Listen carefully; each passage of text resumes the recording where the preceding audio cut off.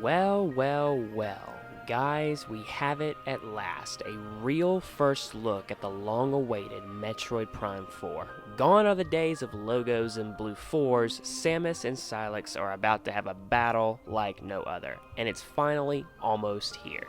And yes, I first want to talk about that amazing trailer. If we got anything, I honestly was only expecting a small tease, or basically another 45 seconds like the other trailer that we got, but we got so much more than that. We got real gameplay and some amazing shots of this new planet that Samus will be exploring. This trailer showed me two things. One, giving Retro Studios the okay to develop the game after the restart was a great idea. Secondly, Retro Studios should have been the choice to begin with. I seriously wonder what was going through Nintendo's head whenever they gave this to another studio. Retro Studios should have been the first and only choice. It has been a long time since they have developed a core Metroid Prime title, and even though some of the core development team from the original trilogy is no longer at Retro Studios, it's very clear that they have kept the structure of what a Metroid Prime game should be. Using the scan visor, battling the space pirates, Samus with her charge beam and missiles, and her coming face to face with Sylix. Also wanted to point out there are energy tanks in this game. No surprise there. With the trailer ending with that magical new score of music just puts me at ease that this game is in good hands and is being handled with the utmost care. Many are pointing out that this battle sequence that we see at the very start of the trailer is very reminiscent of the battle on Norian in Metroid Prime 3. And I do very much agree. I'm hoping though that these battle sequences are spread out far enough to where we also have that isolation that Metroid is known for. I thought Metroid Prime 3 did that very well, and I'm pretty sure that pattern will continue in Metroid Prime 4. Speaking of things that I hope continue, in Metroid Prime 3 we had Samus teaming up with other members of the Galactic Federation, Rundus, Gore, and Gandreda. Unfortunately, due to Dark Samus' Phazon corruption, Samus ends up fighting her former allies. I hope in Metroid Prime 4 we get some new allies to team up with, but also since Sylix hates Samus and hates the Galactic Federation, I think it would be really interesting story-wise that if in the beginning of the game we see this huge battle and the Federation sees how powerful Sylix has become, and it causes some of the Federation to go rogue and join with Sylix, it would be Galactic Federation against Galactic Federation. But that's just me. I think it would be cool. Samus could lead her forces against Sylix while the two of them just go at it. Now let's talk about that release year. Yes, we only have a release year right now of 2025, but I think we all know why this is. It's widely speculated that Metroid Prime 4 will launch on the Switch as well as the much anticipated Switch 2. And that leads to two questions. Many are already speculating about when we will see this game again, and wherein lies the fate of Prime 2 and Prime 3 coming to Switch. First off, let's state the obvious. If Metroid Prime 4 is a Switch 2 launch game, then the next time we will see it will be at the Systems Reveal presentation. If Nintendo holds a September Direct, I don't see them dropping a new trailer here. I'd love to be wrong though.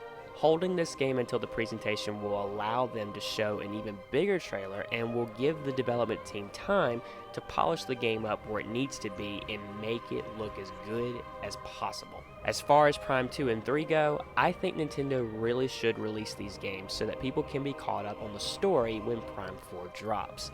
I know Nintendo could always do a story recap at the beginning of Prime 4 similar to how they did with the opening of Metroid Dread, and to be honest, I actually could see that's how Metroid Prime 4 opens, with a big story recap of the past 3 Prime games. But it would be so cool to have the entire trilogy on Switch, and if they can bring all the games over for these little guys, they can so do it for the best bounty hunter in the galaxy. Now it's time for a sobering but true fact. This series does not have the popularity of Zelda or Mario. I wish it did, but the sales numbers unfortunately support that it does not. So why does this matter? It matters because if we want future Metroid games, especially more Metroid Prime games, then the sales need to be strong for Metroid Prime 4 Beyond.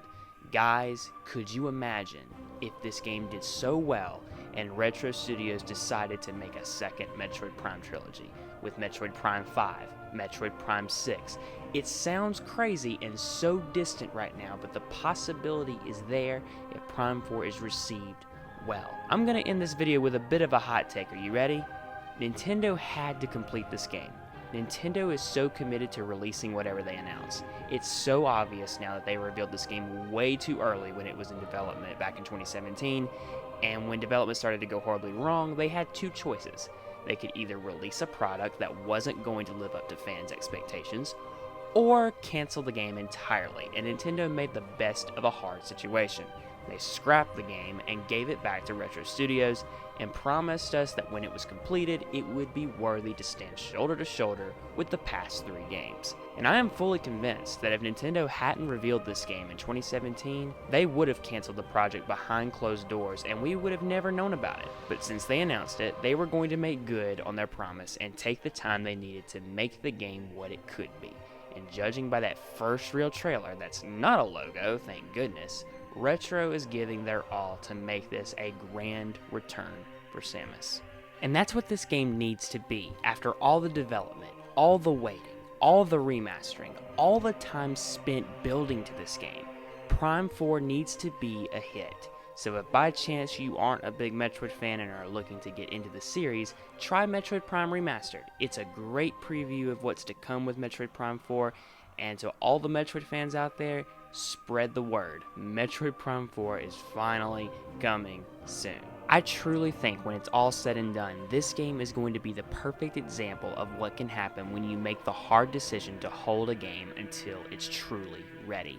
From 2017 to 2025, it will have taken Nintendo 8 years to make Metroid Prime 4 a true reality. Let that sink in. 8 years. Let's hope it pays off. But now I want to know what you guys think. Has your hype for Metroid Prime 4 returned? Comment below and let me know. And if you enjoyed this video, consider leaving a like and subscribing. The support truly means so much, and I enjoy interacting with all of you in the comments. Thanks so much for watching, and until the next video, take care everyone.